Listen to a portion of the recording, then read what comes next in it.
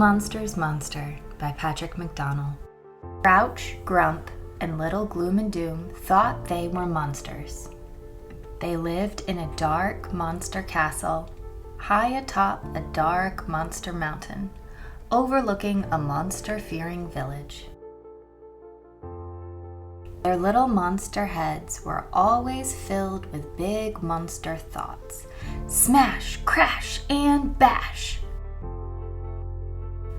Huffing and puffing, mad about nothing.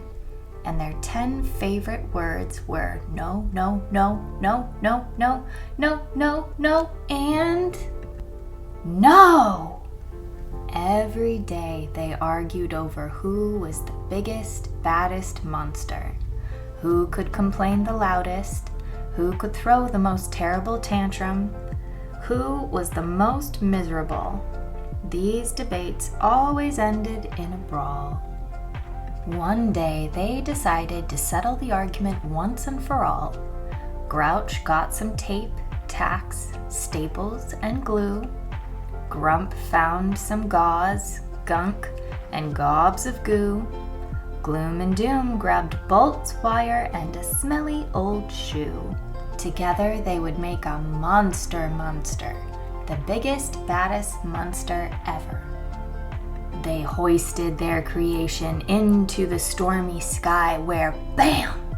A lightning bolt sent a powerful jolt through the creature.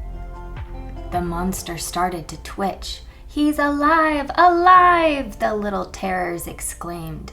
The monster roared as he stumbled around, tearing away his bandages. "Big!" Little Gloom squealed. "Bad!" Little Doom squeaked. "Monster!" they all cheered together. The growling giant reached towards them, and then, in a deep, booming voice, said his first words.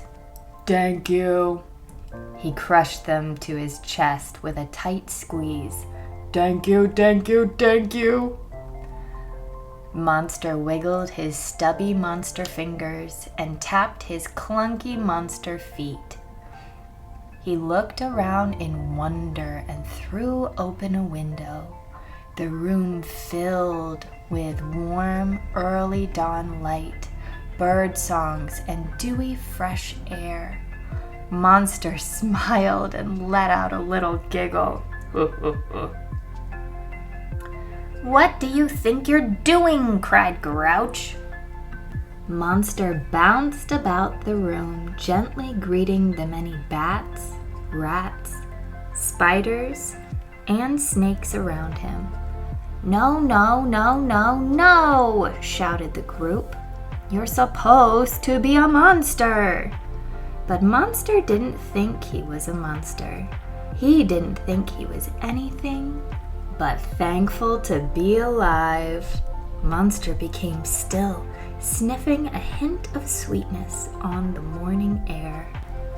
Suddenly, he let out a roar and smashed through the dungeon wall.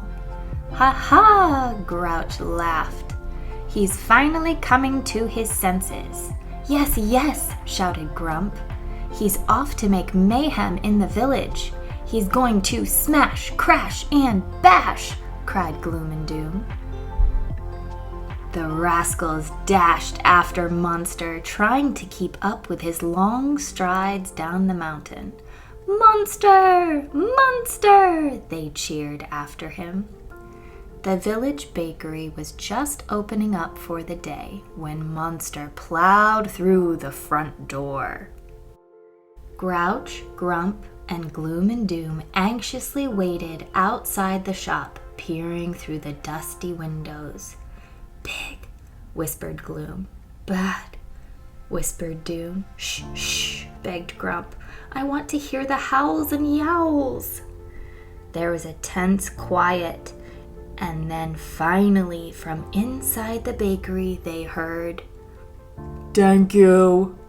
Monster appeared, clutching a white paper bag, then turned and headed out of town towards the beach. "After him!" the trio cried. "Monster! Monster!"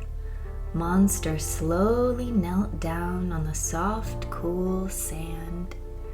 Grouch, Grump, and Gloom and Doom collapsed in a heap around him. As they tried to catch their breath, Monster gently patted their heads. He carefully opened the bag and gave each of them a warm, powdered jelly donut. Grump, Grouch, and Gloom and Doom were speechless, but then they remembered what their big bad monster had said. "Thank you, thank you, thank you, thank you." Monster looked at them and smiled. They smiled back. And then, together, they all started to giggle.